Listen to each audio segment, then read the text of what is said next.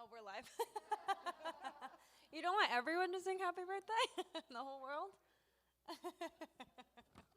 All right. Okay, our last quick take for block number 2 is Lisa Jamieson. She is an author and pastoral counselor to caregivers and their families. She co-founded Walk Right In Ministries, a nonprofit interdenominational organization helping caregivers and families with disability walk abundantly in life, faith, and relationships. She is passionate about helping caregivers experience soul-fueling lives in their calling. Lisa and Larry have 3 grown daughters. Their youngest, Carly, has Angelman syndrome and lives at home with them in Minnesota. Her books and Bible studies, including Finding Glory in the Thorns and Finding Glory in the Thorns and Jesus, Let's Talk. All right, please join me in welcoming Lisa Jamieson. Thank you. My husband, Larry, and I have 3 daughters. Carly is the youngest, and she lives without part of her 15th maternal chromosome. She's an absolute delight, but Angelman syndrome regularly takes us to the ends of ourselves. It has also taken us directly to the heart of God. The reset analogy is fascinating to me because it offers powerful help when life is changing in significant ways. You probably know this. If you don't shut down and restart your electronic devices now and then, they start to bog down and they don't run very efficiently. They can even get stuck. Well, my phone and computer do this regularly, and my husband reminds me to restart it, and I usually wait too long. Life is like that too.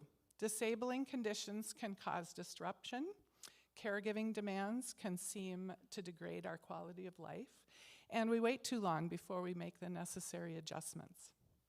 There is great benefit in being strategic and intentional about how our lives are ordered and where we're getting our energy from. Carly wasn't diagnosed until she was actually 2.5 years old. Even before we knew what we were dealing with, life changed dramatically.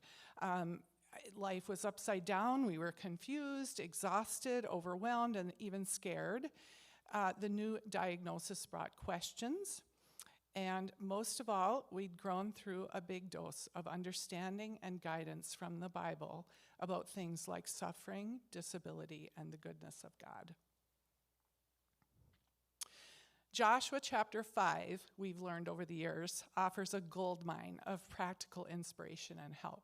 In fact, Walk Right In Ministries' name comes from Joshua chapter 3, when the Israelites were just arriving at the Promised Land, and we were learning in the early years with Carly to do like they did and take one step of faith at a time. In Joshua chapter 5, they're on now the Promised Land side of the Jordan River, and that's where this reset model is revealed. That's been so helpful. Despite many difficulties, God had led the Israelites into rich promises when they trusted him. Our situations with disability, medical complexities, mental health situations, and caregiving hold promise too. Here's what the first few days looked like in the Promised Land side of life. They were remembering their identity, getting some rest, celebrating, fueling up, and walking attentively with God. That's the model, and I want to just take a quick tour through it. Many years ago, when I was packing our young family for a vacation, one of our daughters spoke out in frustration. "Why is our family so high maintenance?" It really caught me off guard, and it kind of knocked me into this reality that we needed to review how we were thinking about disability in our family. Disability was gaining too much power over our logistics, our attitudes, and our grief. We needed to remember who and whose we were. Doubt and frustration derailed the Israelites too.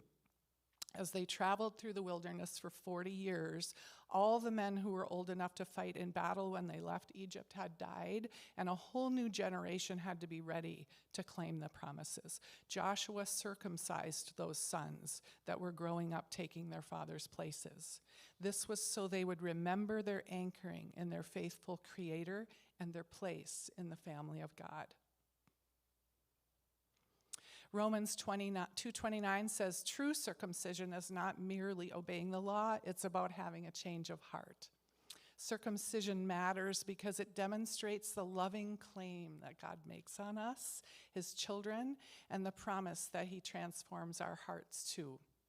The Israelites could have crossed the Jordan, then hurried off to take the land and claim their promises. And I've tried many times to rush ahead of him, trying to fix problems and fight for our children's rights. But we can't run ahead of God. He invites us to remember whose we are first. In fact, before heading into battle, the Israelites spent time recovering and regrouping from everything behind them. They got adequate self-care and soul care, or getting adequate self-care and soul care can feel impossible for us. We're never going to get as much as we want or need. We have to learn how to get adequate amounts of respite. We need to have compassion for ourselves and for our family, because our children, our siblings are also experiencing these adjustments. We need to have trust in God and fight for the refreshment of mind, body, and spirit. Over the years, I will tell you, I have fought at least as hard for respite, vacation, and date nights as I have for any IEP or anything else I've done, and I will go to my grave never regretting that. That is a great regret to carry to our grave. A great regret not to carry to our grave. In verses 9 and 10, the Lord tells Joshua, I have rolled away the shame of your slavery. In celebration of their journey to freedom, the Israelites stopped to give thanks that God is faithful freedom giver. Caregiving can be grueling. When a diagnosis is brand new, we read, hear, and learn a lot of scary things, and it can feel like we're suddenly trapped in disappointment and a lifetime of overwhelm and exhaustion. But our families benefit from making memories in community, celebrating birthdays, anniversaries, holidays, vacations. These are memory-making things. Even pizza night for the family is a memory-making thing that our children will take into generations of the future, even while they take changed perspectives that are valuable from how they grew up.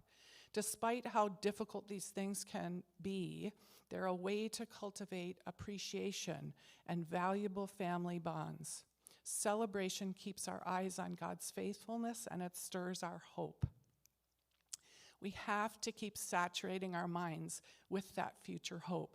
The temptation is that we look back at the ease we enjoyed before disability or fantasize about what the future would look like without it. The Israelites stopped eating the manna of the past. They started nourishing on the crops of Canaan in the promised land. Consider this. Taking the promised land actually meant walking toward the battlefields.